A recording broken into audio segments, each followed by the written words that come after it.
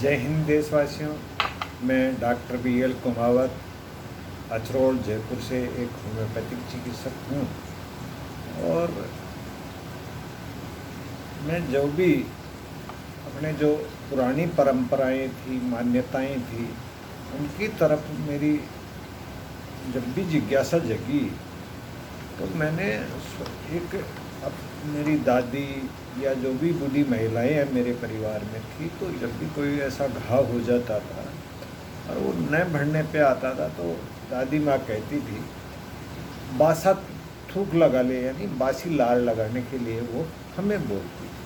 तो मेरी जिज्ञासा प्रबल हुई कि इस बासी लार में कोई न कोई विशेषता जरूर थी। तो मैंने इसको जो मेरे चिकित्सीय अनुभव में जो ऐसे घाव हो जाते हैं जो सभी उसमें सभी तरह की एंटीबायोटिक्स वगैरह फेल हो जाती, तो एक ऐसा ही पेशेंट मेरे को मिला जिसका कोई दुर्घटना में पैर में ऐसी कोई गंभीर चोट लग गई थी, ऊपर की जो चमड़ी थी वो बिल्कुल ख़राब हो गई थी। तो जो भी सर्जन थे, जो भी चिकित्सक थे, उन्होंने उसकी जांघ से चमड़ी को उठा करके वहाँ उसको एडजस्ट किया।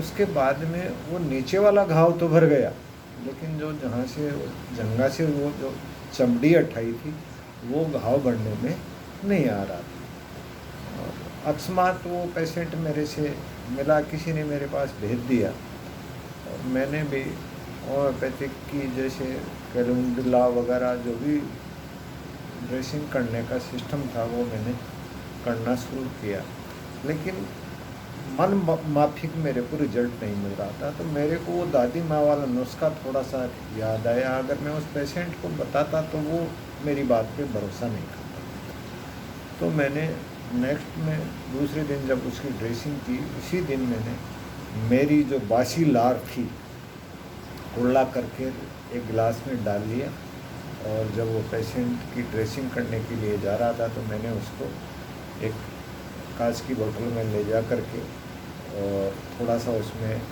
नारियल ऑयल मिलाया और उस पानी से जो पट्टी का गोश्त था उसको भिगो करके और मैंने उसकी ड्रेसिंग की। ड्रेसिंग करके दूसरे दिन जब उसका रिजल्ट देखा तो मेरे को इतना गजब का रिजल्ट उसमें मिला। और वो जो उसके पस वगैरह बढ़ रही थी वो बिल्कुल भी पस नहीं बनी। नेक्स्ट डे फिर मैंने उसी को बता दिया। मैंने कहा तेरी जो बासी लार है उसको बाहर थूकना मत, जो सुबह उठ कर कुल्ला करके गिलास में रख लेना। मैं नेक्स्ट दिन गया, उसमें फिर नारियल का तेल मिला करके उसकी ड्रेसिंग की, और ड्रेसिंग में जो घाव मैंने 2 महीने से नहीं भर पा रहा था वो घाव विदिन 7 डे में पूरी तरह से भर गया। और मेरे पड़ोसी था वो पेशेंट भी, रामनारायण गुजर नाम था उनका। आप उनसे भी अगर इस बारे में जो राय मशवरा लेना चाहें या प्रैक्टिकल में कोई भाई ये देखना चाहिए या पूछना चाहे तो उससे आप पूछ सकते हैं। उसके बाद में मेरी रुचि जो भी अपनी पुरानी मान्यताएं थी उन्हीं की तरफ बढ़ी। तो ये जो लार है, इस लार का बहुत तगड़ा महत्व है।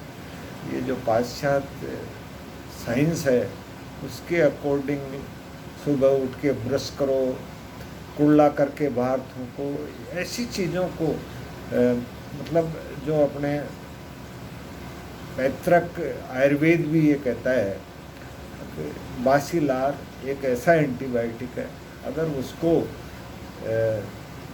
किसी भी घाव पे लगाया जाए या कोई दाद वगैरह हो तो उस हर तरह से दर्द निवारक का काम भी करती है। जब भी कोई जानवर के घाव हो जाता है तो वो अपने घाव को स्वतः ही अपनी जीभ से चाट करके उसको ठीक कर लेता है। विशेषतः कुत्तों पे मैंने देखा है, अगर किसी कुत्ते के ऐसी जगह घाव हो जाता है जहाँ उसकी जीभ नहीं पहुँच पाती है तो उस कुत्ते की उस घाव की वजह से डेथ हो जाती है। बाकी अगर कहीं भी ऐसी जहाँ चोट लग जाए वो जीभ से अपने घाव को साफ कर सके तो उस घाव को वो ठीक कर लेता है।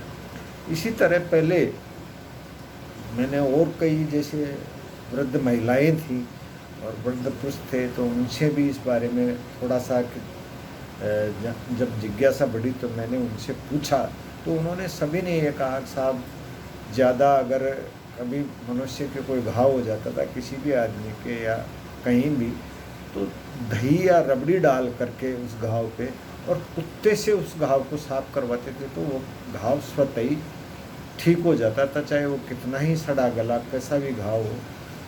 तो ये जो अपनी लार है, इसको आप जो साइंस है या जो पाश्चात्य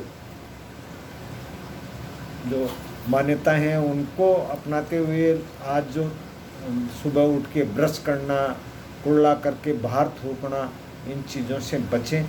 सबसे पहले उठ करके चाहे आप सामान्य पानी ही पीते हों, एक गिलास पानी अच्छी तरह से जो मुंह में बासी लार है उसको पेट में जाने दें। इससे जो पेट संबंधी जो भी बीमारियां हैं वो भी ठीक होंगी और ब्लड प्रेशर में भी राहत मिलेगी, आपका हाजमा भी ठीक रहेगा। हाजमा अगर आपका ठीक रहेगा तो डायबिटीज़ होने की भी संभावनाएं बहुत कम होती हैं। और हो सके तो सुबह उठ कर के चाहे दिन में आप कैसा भी पानी पिएं, लेकिन मटके का पानी पिएं।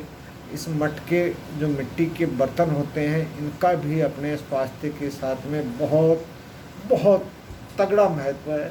तो सुबह उठ कर के मटके का एक गिलास पानी हर आदमी अपनी जो मुंह की लार है उसको, जिसे बासी लार बोलते हैं, उसको कुल्ला करके बाहर न थूके, उसको अंदर जाने दें, जिससे अपना जो डाइजेशन सिस्टम है वो सही रहेगा। अगर पेट का डाइजेशन सिस्टम सही रहेगा तो 50% बीमारियों से अपने को निजात मिल सकती है।